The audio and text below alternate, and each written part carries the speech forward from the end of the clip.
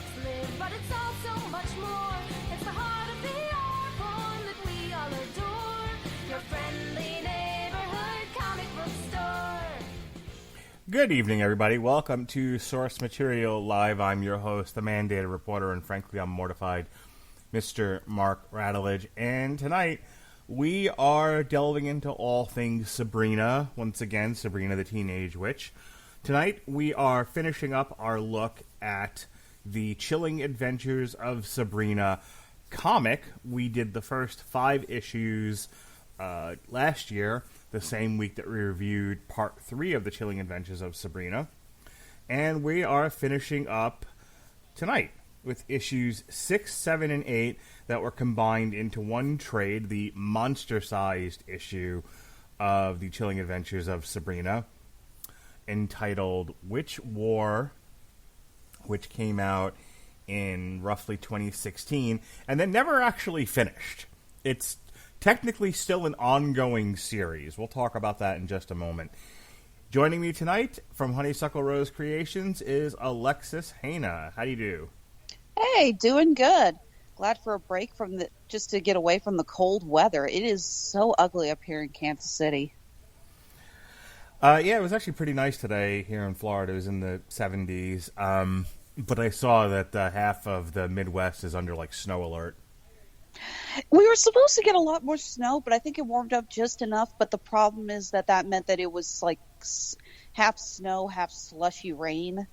So regardless, it was still gray, it was still cold, and it was still wet. And I still have a corgi who won't go in the backyard because he doesn't like getting wet paws. All right, so what do you remember from the first 5 issues of the Chilling Adventures of Sabrina? It's been a while since I've had to go back and look at these. I know they introduced, what is the character's name? Madame Evil or whatever the heck her name was. Mm-hmm. They did that reveal. They killed Harvey. And then Sabrina resurrected him, and I think that's where things left off. What else? Did I miss anything? Do you recall? We got a little backstory with Sabrina's parents, that her mother was put into a mental ward, but she thinks she's dead. We had the scene of Sabrina dancing with Betty and Veronica, which we knew we were never going to get on either TV series of Chilling Adventures of Sabrina or Riverdale, although, let's face it, that would have been an awesome crossover. And Harvey Kinkle was killed. Yes. All right, so as I said, I did a little bit of research on this because they've only produced 8 issues of this comic, and the author, who is Roberto Aguirre Sacasa, hope I pronounced his name correctly, has gone off and said that even though the Netflix series, The Chilling Adventures of Sabrina, had ended with Part 4, and you can tune in to the next podcast where we will be reviewing the show and talking about how that ended, that the 5th season of Sabrina was going to take place in comic form, and that it was going to be this witch war story, and that the witches of Riverdale were on their way to Greendale. So, and again, issue 8 it came out in October of 2017. This is the weirdest comic in terms of on sale dates. They just come out whenever. Pretty much. So we get kind of half a story here. Weirdly enough, we don't even it doesn't even delve directly into Witch War, because the first issue that it starts off with, issue number 6, is called Familiars, and it's described as the perfect jumping on point for the critically acclaimed horror hit Sabrina. Every witch needs... Wait, I thought it was called That Damned Cat. Oh, the cover says That Damn Cat. Oh. It's the perfect jumping on point for the critically acclaimed horror hit Sabrina. Every witch needs a familiar, and through the ages, Salem has faithfully fulfilled his duties to Sabrina. This chapter lifts back the cloak of time to reveal the dark history of how Salem came to be and serve his master. So the story begins with Salem drinking out of his milk, and the Cobras come along, and they're like, "What's your problem in life?" And so he tells them a story, and he tells them how the Cobras talk about how they came to be, and let me ask you about this. So this first bit here talks about how the Cobra started out as royalty in the Middle East, and they had plotted to kill the Sultan's new wife, and they got caught, and they were turned into Cobras. What did you think of this first bit? First of all, I love the little bit of dropping here of names in this, because Rikki Tikki Tavi is actually my favorite of Rudyard Kipling's stories. I actually love it a lot more than Mowgli's brothers, believe it or not. So I love this little bit. It's like Nag and Nagaina, of course, that's their names. And then the advisor gives the pet mongoose, whose name is Rikki Tikki Tavi. I'm like, oh, and then later on, they get sold along with a cursed monkey's paw to an English writer magician named Kipling, who turns out is Ambrose's uncle. Nice little touch there. But like I said, that kind of stuff just makes me just smile. I love little attentions to detail like that. Yeah, I thought this first half of the comic that talks about how the Cobras came to be was kind of a straightforward story. They allowed themselves to be duped into attempting an assassination, and they are caught red-handed and punished for it, presumably. Then we get into Salem's story. And Salem talks about being on a ship in 1692, the Black Pearl, which had pulled up in Boston Harbor. And we see him making his way over to Salem Village. And he goes to work and then basically this gets into the Crucible. I don't know, did you ever read the Crucible? Yeah.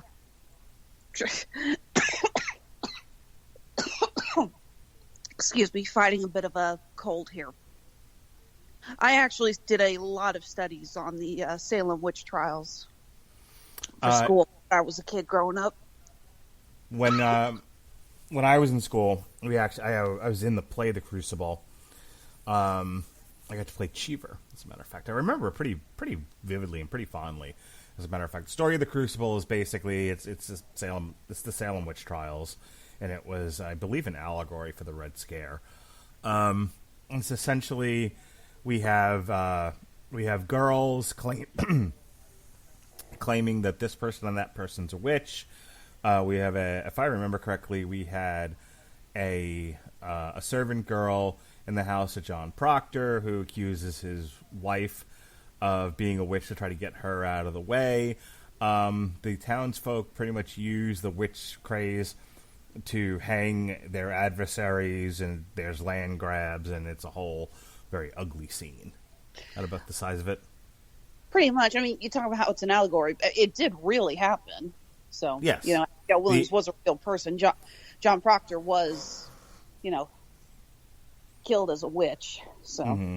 When the play, if I remember correctly, and again, I'm not looking at the information right this second, but if I remember correctly, when I learned about this in school, when the author of The Crucible wrote the story, he was referencing real life events, but he was writing it as an allegory for the Red Scare. In any case, that's what's going on here with Salem. Is he goes to work for John Proctor. He meets Abigail. He ends up knocking her up. And, oh, by the way, he's sleeping in the barn with a goat. That's important later on. And he tells her, hey, why don't you take the baby, go away. You have the baby in secret. You can drown the baby if you need to. And she's not wild with him or that idea. He won't marry her. So, if I remember correctly, It's weird. He doesn't say he won't marry her because he doesn't love her or anything. He says, I have nothing I can give you. right? So he has no property. He has no money. He was doesn't working. really- He was working for a bed. And food. He wasn't getting paid. So Yeah. not like he could save money. So yeah, he's basically saying, I won't marry you not because I don't love you, but it's because what's the point of marrying someone like me? I'm not going to do you. It's like being my wife is not going to do you any favors. So she curses him. She says, "I curse you, Samuel. I curse the day you came here." John says that she's, that Abigail takes off. She's gone away. Mm-hmm.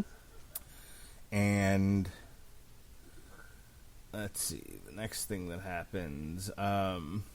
Then we have the one of the other ladies of Salem approach him, and it's like, so Abigail's gone. You want to meet up with me later tonight? And apparently Samuel is one hell of a horn dog because he says yes. That's right. She lures him into the woods, and of course there awaits Abigail.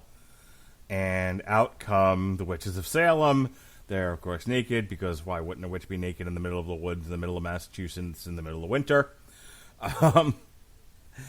And so she says, I gave you a chance, Samuel. You ruined me, but I gave you a chance. And she says, you did not ruin me for a man, Samuel. I was to marry an up and hicks the goat. The goat is, of course, Satan.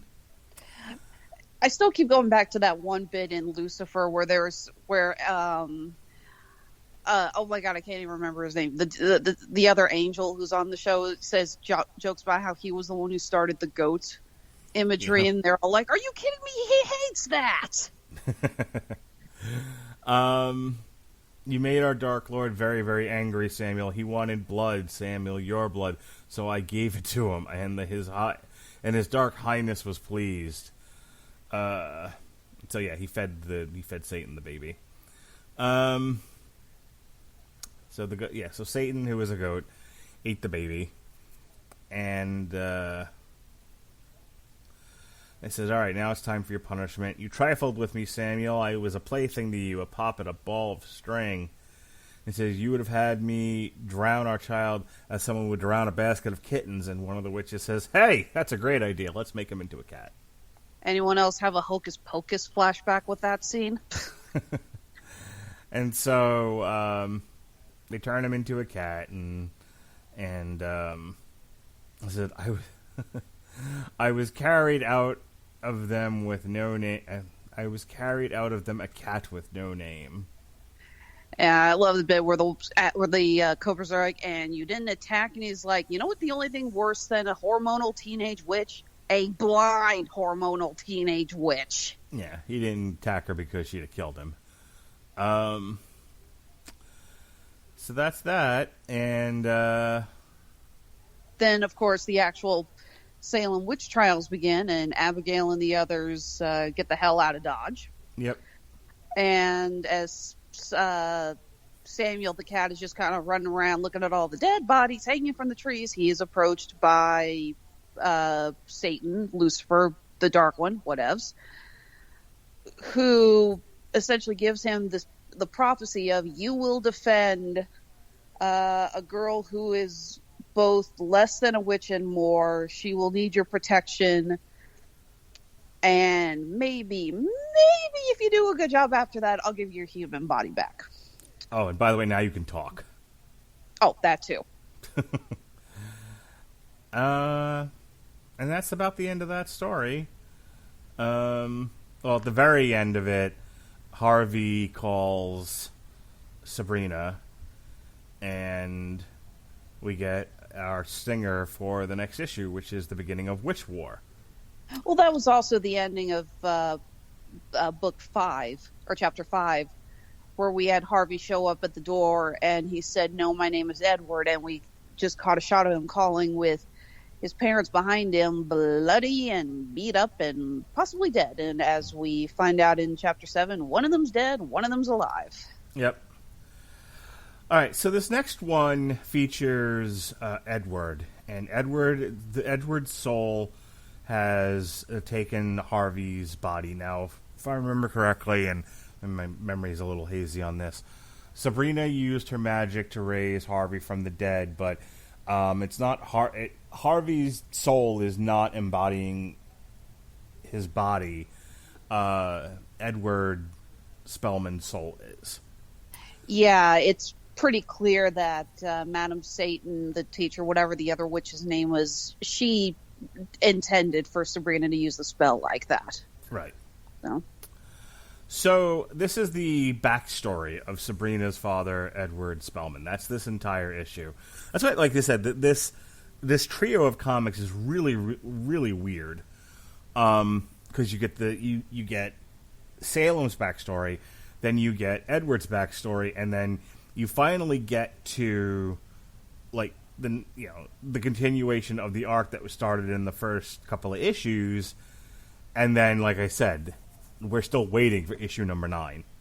So Edward, he's at the table, mom's tied up, dad's dead, and he starts to tell the story. He was a precocious young lad. He had been doing conjurings and messing about, conjuring demons left and right, and he comes to be known by Alphonse Louis Constant, the church's high wizard. And he was like, listen, study hard and continue to conjure and do good things, and you'll be rewarded. And so, he's taking an interest in him, and he's trying to groom him along, and Edward's still working on his conjuring, and he's getting to know quite a number of these demons along the way. Did you ever watch Freakazoid when it was on TV? No. There's a great bit where a character summons a demon who just looks like a very generic Cthulhu. That's like, I am Vor, the unspeakable. It's like, those before me tremble with the fear of 1,000 suns. And you are? And every time he summons another demon, that's all I can think in my head, because he gets like, I am Volak, the high president of hell. I command 30 legions. I know of hidden treasure and white snakes. Who are you? And it's like an Eddie Izzard bit. And your name is? Very good, sir. There is an interesting bit where they establish that you actually should never tell a demon your true name, because to use your true name is to have power over you. There is something very similar to this in the Tales of Earthsea, where the idea is that if you know something's true name, not the name that man has given it, but its true name, then you can control it. Mm-hmm. And that's why the wizards and whatever you want to call them in that world never reveal their true names. They have little code names. It's like they give themselves little nicknames, code names, or just whatever, but they will never reveal their true names, because then that would give someone else power over them. So I thought that was... I don't know how far back that idea has of the true name, but again, it was like, okay, so this is something that has been established in other mythologies. It's kind of interesting. That's interesting. So we do more conjuring, and we do more walking with the high priest, and he tells him about their greatest conjurer, Stephen Mercado. So yeah, it's just, there's a lot of this in this issue. It's not a whole lot happening here. All right, so he says, you must bring our Lord and Master the Morning Star to this earthly plane in the living flesh. Put more plainly, you must conjure Satan, Edward. And so Edward studies, and he figures it out, and then, there's a lot more demons met along the way. And he's like, all right, this is too difficult, I can't do it. And he gets abused, he gets kicked, he gets beaten. He was like, well, I tried to, promise you reward, now... we tried the carrot, now I'll try the stick, but you're going to make this happen.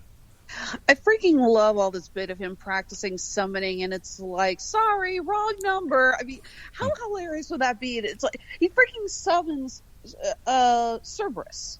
And it's like, It's like, my apologies, I was looking for someone else, and Cerberus just goes, woof. Not to mention, Cerberus, this is hilarious. One head's a German Shepherd or wolf, one head is clearly like a Labrador, and one head's a freaking Chihuahua. Yeah, that's no Cerberus that I've ever seen before. I was just like, really? That's what we're going with here? Not exactly what I pictured, but a lot of versions of Cerberus I've seen. Somebody decided that one of the heads should just be a poodle. So you know what? I'll take it. There's Although, another good one. Yeah, so this like winged deer-headed thing pops up. He's like, "Hey, you're not Lucifer." He says, "I am Furfur, unholy stag of doom." It's the name of my next band, Furfur, the unholy stag of doom. All right. So he figures something out. He's going to pull a fast one, right? So he goes before the congregation, and he does his conjuring, and poof. Oh, after he tells Father Constant, "Oh, I can do what you want," by walking into what I'm only going to assume is a satanic church's Thanksgiving supper.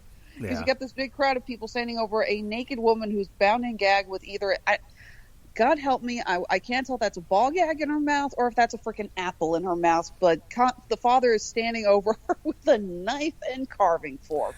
Yeah, I totally thought that was an apple. All right, so he says, "Ladies and gentlemen, brothers in blood, sisters in sin, I give you our dark lord and master, hail Satan!" And there he is, looking all Dapadan. It's just, he would be wearing a top hat, but he's got goat horns. But he has a fancy tails, nice suit, well done. Hail Satan! And they show his sisters, and they're like, I'm gonna go along with this, but this seems like a lot of nonsense.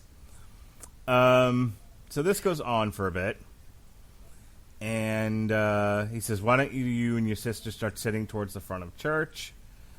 He says, "It's only right that Hilda and Zelda have the front row seats to the greatest show on earth. And what about the other things you promised?" As the saying goes, all evil things come to those who wait. All right, so I just love that it's like he supposedly summoned Satan on Christmas Eve for a packed congregation, and the first thing that Father Constance rewards him with is, "Why don't you and your sister sit in the front row?" It's like, what? yeah, well, he's totally trying to manipulate the kid and control him. Oh my god! But you can tell just how pissed off Edward is. Not that I blame him. I would be incredibly pissed off. Oh, absolutely.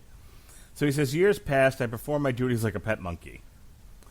However, as his power arose, he started to attract people around him. People started to follow him, and so they flash forward, and now he's a full-grown man, and he says, 'Wakey, wakey, father.' And he says, 'Edward,' and of course now he's tied to his wheelchair. He says, 'Terrible habit, father, sneaking sips of communion blood. Dangerous, too, especially when a disgruntled altar boy can so easily tamper with it.'" He's like, shit. And then all over the world, Catholic priests suddenly feel a chill go down their spine. So Edward makes his move here. Says the Church of Night needs a new priest, namely me. And then this is where, he reveals that he has not been summoning Lucifer, but in fact he has been summoning a changeling demon called Empusa. And Empusa has been taking the form of Satan, but is not actually Satan.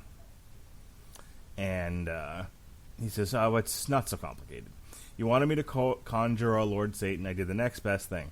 I conjured a demoness who could shapeshift into looking like Satan." And he says, "Yes, the greatest lie ever perpetuated against the Church of Night. And all it cost you was your soul. It's a paltry, shriveled thing, Empusa, but enjoy." And of course, she devours the soul. You gotta wonder if he was either feeding her souls on the side or if Empusa was just unnaturally patient to wait that long for one soul. Who knows, but he got his revenge on the father, and then, of course, he took his spot. And his sisters are none too impressed. Yeah, it's my sad duty to inform you. Sad duty, my cloven hoof. I'm so tempted to steal that. But here's the thing, and they do this on the show, too. Like, I get, they're witches, they're into Satan, so everything has got to be reversed. But, it'll be a cold day in heaven, or shit like that. Like, that grates on my nerves after a while. I mean, I don't know if you care or not, but I know it irritated me after I heard it and read it enough times. Yeah, we mentioned that in one of the past reviews, plug, and I pointed out that when you actually break down the average conversation, we say like, heaven help us, or it's like, oh God, it's like, oh hell, or just like that. We say things like that unnaturally frequently. So the idea of them switching it just sounds more bizarre because of the change. But they say it, I believe, at the same frequency that we say shit like Yeah. that. Oh, they say it right here in the comics. She's like, Zelda, Edward would never make up such a thing as like, the heaven he wouldn't. Just stop. So he does the bit where he summons quote unquote Satan, and he says the lambs of darkness that could be no leader but Edward Spellman, because of course not. I can't even put stuff up from Dragon Ball Z without getting flagged for intellectual theft, or intellectual property theft. You got to wonder how Satan feels about Impusa showing up with his image. I mean, come on, Satan's got to have some lawyers down there. Yeah, but I'd at least think his ego would be bruised. I gotta wonder if he just kind of looks. It's like, I do not show up in that suit. My God, I have more taste than that. So things are going okay until, he meets a girl, and eventually, this is what he says. He says, poor Iona, she gave so much of herself to this chick that he meets within the coven. He feeds to the lions, by the way. Or she threw herself to the lions. Yeah, I think it's because I'm assuming she couldn't bear children. Yeah. And Edward flat out said, I can't marry a woman unless she can give me an heir. And this woman was so upset that, fed herself to the lions. So he goes to the Weird Sisters, and the Weird Sister says, get yourself a mortal wife, cousin. And so he does. And he meets Diana, and they get married, and shortly after being married, he ends up getting her committed to... He takes the baby and ends up getting her committed to the asylum. And then we flash forward a bit, and Sabrina is growing up amongst the witches. I do like the line here from the aunts when Sabrina is born, when they're talking about how they wanted her born in a satanic ritual. It's like, she should have been born in the woods under the pagan moon. And one of the other aunts is like, well, it's different times. Women want doctors. They want drugs. And they're like, ugh, we're all midwives, every last one of us. See, this made me laugh because I have so many friends who are diehard hippies. And they have gone through midwives for all of their births. So when I hear things like that, it makes me laugh because I have so many other friends who are like, they should have gone to a hospital. It would have been so much safer. So it's like, we're all midwives, every last one of us. So Sabrina's starting to question like what happened to her mother, and Edward's dancing around it. And it is at this point that his sisters confront him, and they say, Edward, hands where we can see them. And they say, you've been a bad, bad boy, Edward, for shame. I think this is also where we get the artwork that they used for the actresses who play the sisters in the opening credits of this TV series. They said, lies you've told the coven, shameful. You've never actually... So they figured out that he's never actually conjured Lucifer. Apparently, he summoned Impusa, and Impusa has loose lips.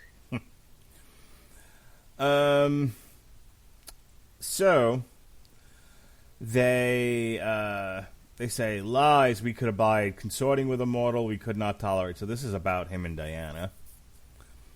And they said, but if this deceit of yours were ever found out, think of the shame it would bring to the Spellman name. Think of what it would do to poor Sabrina.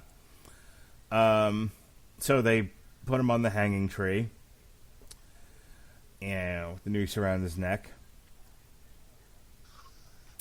And they say, we were amongst the country's oldest citizens. Will be remembered as that family that finally united witches and mortals once and for all, with Sabrina as the bridge, is what Edward says. And they're like, nope, not with you as the head. No thanks. No thanks. The council may be a petty and flawed entity, but they've managed well enough these last few centuries. And so he says, all right, just kill me and get it done with already. And she says, that's not what the plan here is. We don't want to make you a martyr. No, it would be much better if you just went away, deserting your church with no warning or explanation. Your acolytes will be disappointed, of course, but they'll survive. And so his soul, his body, goes into this tree.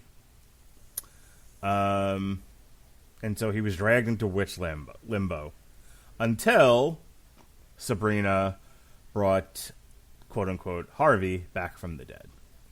And that, more or less, is the end of that issue. I do like how as soon as he's back to it, he puts on his clothes. He's like, okay, got a wallet here, got a driver's license. And he sees Sabrina's photo in the wallet, and he knows immediately it's his daughter. It's like, there is no way this is a coincidence. What's the line here? There are no accidents in heaven as in hell. All right, so this is the last currently printed issue. This is issue number 8. This is Witch War, Chapter 2, The Psycho Pumps. And this came out, like I said, August 2017.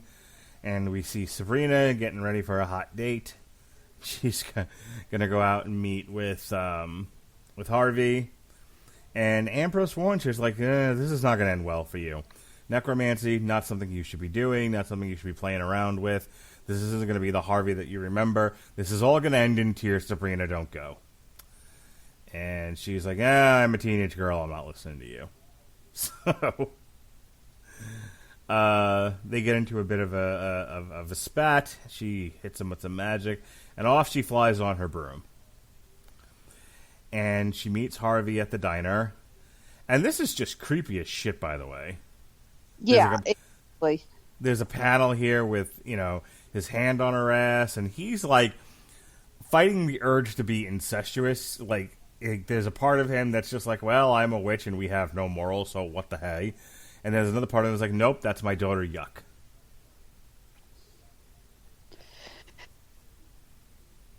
Did love the Jughead cameo. Some of us are here for the burgers, not the baloney romance. Yeah, I thought that was kind of funny, actually.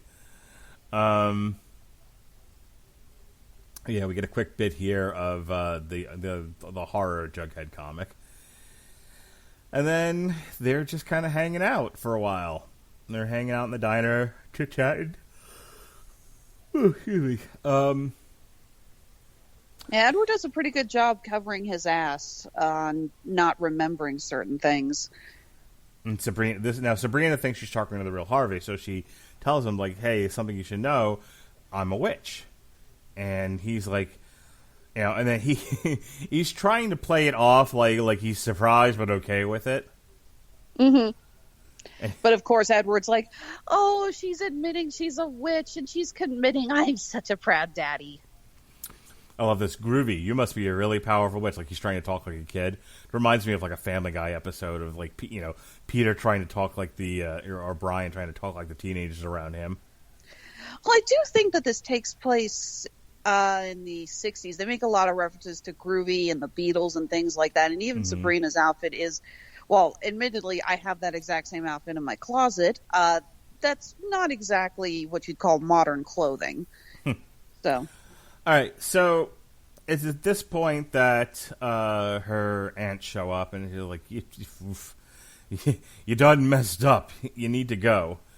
And, of course, Sabrina being Sabrina, and boy, is she a lot like this in the television show. She's like, no, you can't tell me what to do. I know the right thing. I'm all-knowing and all-powerful, and I'm not going to listen to you. And, the aunts are like, you can't bring back the dead. What's the matter with you? This goes on for a bit. They say, hey, give us the dead boy, give him to us. We'll drown him in the dark waters of the river Styx and be done with this madness tonight. And Sabrina's like, nope, I'm not letting you kill Harvey again. And in come the psycho pomps. We'll get more into this on tomorrow night's review, but I'm just going to say this. When I found out that we were going to get Eldritch Terrors, a.k.a. more Lovecraftian sort of a thing in Season 4, this is what I thought was about to come invade Greendale. So it's these, like, squid skull type things. Again, very Lovecraftian. Editor's note. For the uninitiated, psychopomps are creatures responsible for ferrying the dead, or in this case, the undead, from the mortal coil of earth to or back to the shadowy realms of the afterlife. So, yeah. They summon a bunch of these... I didn't know psychopomps were so boring for you. So they summon these squid things, and, we have a bit of an action sequence here. They try to take Edward/Harvey away. This is a really funny thing. So they've got Harvey, and this hand comes out of the ground and grabs her from trying to save him, and she says, bizarrely, Sabrina suddenly finds herself thinking about the Wizard of Oz, the scene where the flying monkeys kidnap Dorothy and carry her off to the Wicked Witch of the West Castle. And they actually drew the Tin Woodsman looking as Dorothy is carried away. Which is pretty hilarious. Very random insert, but I'll give it to him. Using her superpowers and her broom, she breaks free of the hand that's gripping her, and she gives chase. She uses her magic. This is this really ridiculous line. Aunties, you taught me to stand up for myself and for what I believe in as a woman and as a witch.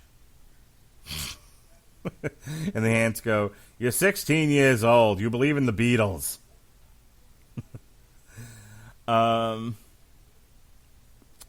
So Sabrina, using her magic, raises spirits from a nearby gravesite. And they go and they rescue Harvey from the psychopomps. Well, basically, the psychopomps get distracted because as they're supposed to ferry the dead, they're like, oh, there's a lot more dead here we got to take care of. So they get a little overwhelmed. Yeah. And so she was like, look, whatever you do, if you kill Harvey, I'll just keep bringing him back. And so feeling like this is going nowhere, they say, he's your responsibility, Sabrina. So everything you do must be answered for. She's like, of course she says, I'm prepared for that, because that's what she always says. And she's like, all right, have at it. So they leave, and Harvey and Sabrina go for a ride on her broom. They say goodnight. She gives them a ring. It's a ring that I think he gave to her. And she said, and he asked, why are you giving it back? She's like, because I want you to give it to me down on one knee. I want you to propose to me all, real like. At which point we flash again, and he goes home, and Mom is like half dead and tied to the chair. And I believe that's just about the end of the issue. There's a final thing with Ambrose here. Oh, Ambrose tells you you're going to have to kill someone in order to pay the debt for bringing him back to life. And that is where the issue ends. Yeah, scales are tipped. You got to put them back and make them even. Yep. So that's it. It's just 3 issues, 3 kind of disparate, weird issues. The history of Salem, the history of Edward, and then a continuation of the story that we had been reading from the previous volume. It's a little disconnected, obviously, so I didn't love it. But as in terms of just like 3 separate stories, I thought it was okay. I liked it. I actually liked the Salem one. I liked how the familiars came to be. I did too, and I really loved how they tied it in with the story of the Salem witch trials and Ricky Tikki Tavi. I get a real kick when authors are able to pull in influence and little nods to other story arcs without making it, how do I put this, overkill. We've talked before that we've read stories, it's like where you pretty much feel like the author has grabbed you behind the head and is shoving your head into the book going, get it! Right. But there are some writers that are able to strike a good balance, and I feel that this was a good balance of doing that with the Salem Witch trials and Rudyard Kipling's work. The Edward story, I thought kind of dragged. It's telling his backstory, which I think if I'd seen it on screen, it might be a little bit more interesting. But read in comic book form, I'm like, meh. What'd you think of it? Again, though, I want to see this trope happen more in horror movies where they summon a demon, they get the wrong demon. It's like, oh shit, wrong number. That's what I mean. Like, I think it might. Hilarious. I think it might have actually played better, if they had more fun with it. But like, this comic book series is going for a more serious tone, and I don't know if it always works. Yeah, I mean, again, Cerberus, one of the heads is a freaking chihuahua. How are we not going to laugh at that? Yeah. And then this last one, Sabrina versus her aunt over Harvey, with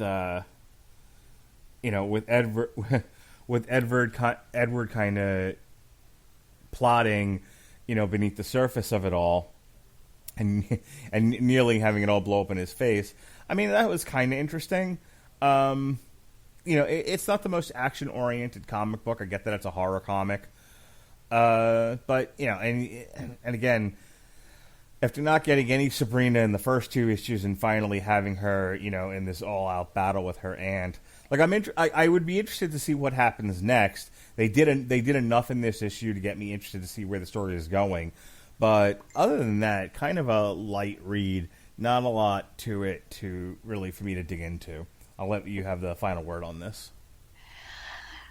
I guess I would have been better if this had been spaced out. I really would have liked to have the story with the familiars, I think, earlier in the book. Mm-hmm. Maybe it's like issue 3 or something. So we could have a bit more of Sabrina in it. But I did enjoy it. I love this artwork. It's very unique. It's very dark. I love the constant uses of the orange and the browns and the reds. You constantly feel like when you're reading this, you're in perpetual Halloween, and I love that. So, again, I think I mentioned that when we reviewed the first half of it. I am intrigued on what we're going to see in the following issues whenever that comes out. But I'll definitely be picking up the next issues. Yeah, like I said, the Witch War is supposed to continue in this series. He swears he's not done yet, and we're going to get a lot of what we were supposed to get in Chilling Adventures of Sabrina Part 5. So I guess, like, in pre-production, they had more planned out for the series, and then for whatever the reasons were, Netflix was like, no, 4's fine. 4's plenty. Well, it's not like they can continue the Netflix series anymore. Well, it's not. Well, I mean, I'm sure if they, I'm sure before they went into production on 4, they were told 4 is going to be it for you. So so they knew going in they had to finish this thing. If they had been renewed, and a lot of streaming services have been doing this, like, the Lord of the Rings series on Amazon, which hasn't even come out yet, and I think is still shooting, has already been renewed for season 2. Of course it has.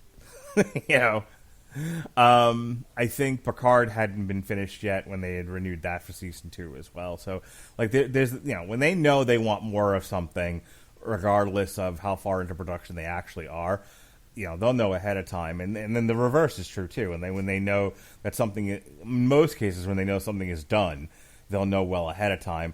Unless COVID, in which case, even though they've renewed Glow for season 2, then for the last season, then they end up canceling it anyway. Still annoyed about that. All right. So we will be back tomorrow. It'll be myself, Alexis, and Sean Comer. We will be reviewing, as I said, part 4 of the Chilling Adventures of Sabrina. All right. What do you got going on in your world besides that? Well, Honeysuckle Rose Creations, the intersection of geek and chic, we're uploading a bunch of new stuff to the websites. We have a handful of brand new wire wrap dice, a couple of brand new Scrabble tile ribbon chokers. We're doing a new line of what we like to call our favorite geeky romantic couples just in time for Valentine's Day. We have, of course, Scarlet Witch and Vision. We have Black Panther and Storm. We've got Gambit and Rogue. We've got Green Arrow and Black Canary. And Frodo and Sam? Kirk and Spock? You could resist, could you? Oh, no, God, no. Frodo and Sam, Kirk and Spock. Canon! Tobey Maguire Spider-Man, Andrew Garfield Spider-Man, Tom Holland Spider-Man. If you're not careful, I'm just going to quit and make you review tomorrow's night's show with just Comer. Good luck with that. Anyways, no, we are running a special. You can buy one of the chokers or you can get both at a discount. We're going to be uploading more of them as soon as I actually have free time to sit down and work on my computer. Whoa, and as soon as I have a corgi jump into my lap. Sorry about that. Hi, Eddie. We're not sure at the moment when we're going to be back on the road. The earliest show that we know that is, at the moment, knock on couch, still being put on is here in Kansas City. Planet Comic-Con is in the books to happen in April. We are keeping an eye out on how things go, not only with news from the convention, but just news in general. And if you pay attention to our Facebook, Instagram, and Under Duress Twitter, we will be posting updates as soon as we know anything, if anything else changes. And again, you can check out our shops on Etsy and Handmade at Amazon. That's Honeysuckle Rose Creations, the intersection of geek and chic. How have they been? Have you gotten word from like vendors and stuff and organizers of these conventions how they're going to handle crowds? You know, are they limiting the amount of people that can be in the room at the same time? Like, you know, is it just, hey, everyone wear a mask, or what have you heard?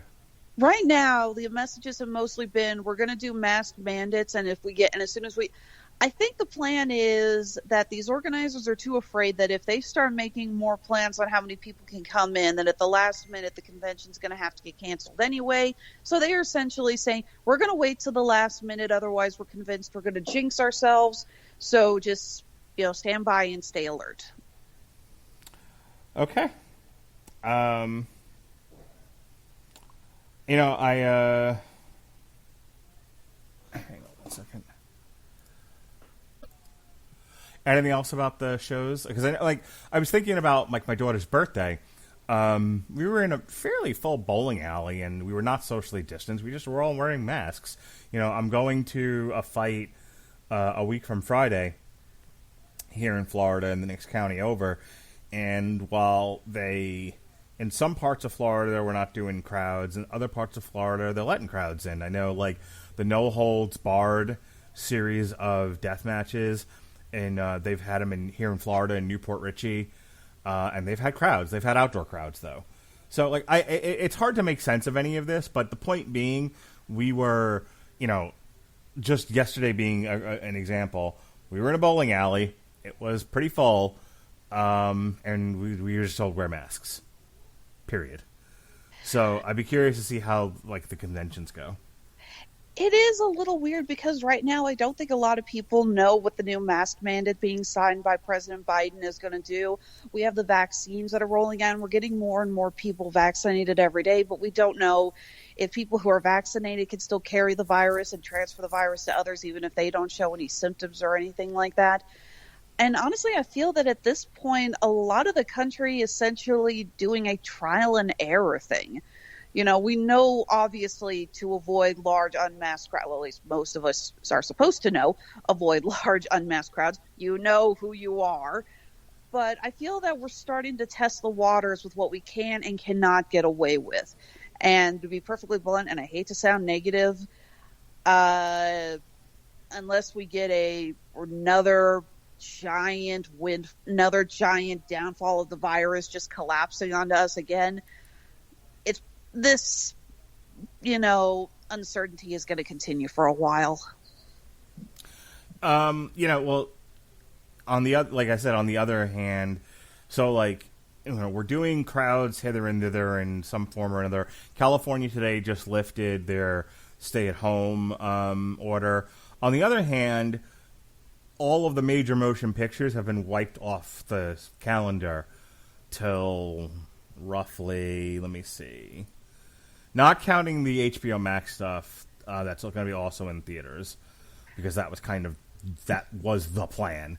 I would say at this point, I think every one of us on the network chat is picking out our favorite gifts for every time you post a notice that the calendar is going to have to get redone. It's like, okay, and what's our favorite expression for Mark basically throwing his head on the desk? Yeah, everything looks like it got wiped away through April, with the exception of the HBO Max stuff, like Tom and Jerry, Kong versus Godzilla, and Mortal That trailer Kombat. was awesome, by the way. Yeah, it is. So the next, going by my calendar, the next major motion picture that's strictly released in theaters doesn't come out until May 7th, and that's Black Widow. Which, by the way, all the blogs are just like, just put it on Disney Plus already. And I'm sitting here going, no! There's still time to... You can still pull up Maverick. You're not in total tailspin just yet. Seriously, I know that people want to say, I'm among them. I'm dying to see Black Widow. I'm still pissed off at the fact that by this point we should have had Black Widow on DVD and seen the Eternals at least 3 times. Yeah. But no, we haven't gotten that. But you and I are avid moviegoers, and we remember what it's the actual fun of going to the theater. This is why we were discussing that when we review Godzilla vs. Kong. At least 2 of us will be on this review. We'll be going to the theater because it's like, yeah, we can see it for free at home. We all have HBO Max, but at the same time, it's a giant fucking kaiju battle. Of course, we want to see it on the I'm going to go screen. see Mortal Kombat in the theater too. Like that one's rated. See, that's the thing. And people listening to this podcast are like, we're talking comics here. Hang on. Sorry, we tend to get sidetracked. But it'll be the last thing I say, and then we can get out of here. But like Tom and Jerry, I don't need to take my kids to the theater, and I can watch that one at home, and who gives a shit? But like. I mean, you're forcing me to watch it. I believe that was one of the few you don't get to say a word at edgewise on this, Alexis. You're reviewing this, pretty much. You want to keep doing podcasts? Here's what you're gonna do. See, you get 2 of those a year, and that's it. So, like, I try to take my kids to as many movies as I can, but some of them I'm not gonna take my kids to a rated R movie. At least not knowingly. I still can't believe I fucked up with The Matrix. I completely forgot that was rated R. In any case, I remember going to see the Grindhouse when it came to theaters, and there was a grandmother with her 3 grandkids sitting in the front row. They were gone before the end of the first Machete trailer. Nice. But yeah, Mortal Kombat, I'm not going to take my kids to go see, so I'll go see that one by myself. And there's no reason for me to watch it at home. Like when I can go to the theater and watch it, and have the big screen experience. Kong versus Godzilla, there's no way I'm going to watch that at home. That has to be seen on the big screen. That is, it's a major, monster movie. So that I'm actually leaving work early to pick up my kids and take them to the theater. We were talking not too long ago. We reviewed Wonder Woman 1984. We all watched on HBO Max. I went to go see it not too long ago in theaters. A friend of mine does not have HBO Max. He really wanted to see it. Local theater was playing, and I said, okay, let's go see it. And you know what? It is a little bit more enjoyable on the big screen. The scene where they're flying through the fireworks, that is really gorgeous. And I was like, yeah, this is something you're supposed to see on the big screen. And that's the thing. Like, there's movies between now and May. It's just there are no major motion pictures that, are big, like, crowd attractors. Everything is either... All that's left after after James Bond moved and Morbius moved and Ghostbusters, all of these movies that were supposed to be like big crowd attractors, big magnets, once they wipe them clean, all that's left are streaming movies that are being simultaneously streamed and in theaters. There's a few of those that beyond what's HBO Max. Like there's a few that are same day releases in the theater and VOD for some weird reason. Stuff that's strictly VOD and or strictly stream. And then a bunch of indie pictures. Like there's shit tons of like little indie pictures. Like there's something with Mila Kunis. It's like something like Big News in Yuba County or some shit like that. Like there's just there's plenty to go see if you're willing to venture to the theater, but it's all indie pictures. So, well, the indie distributors know that they've got a better chance banking on people going to the theater seeing that than if they tried to get a Netflix deal. Well, like the number one movie is right now? It's fucking The Marksman with Liam Neeson because there's nothing else to see. Well, at this point, aren't you glad it's no longer Bad Boys for Life? No, that's Robert. I don't give a shit. I'm not mortally wounded by the action comedy with Will Smith and fucking Martin Lawrence being a thing. Forgive me, but oftentimes when you two both grumble about movies, I can't keep track of what triggers which one of you. No, I'm not so easily. You know what triggers me? Not being able to watch the fights and having to take my son on a camping trip instead. Damn it, being a good father sucks.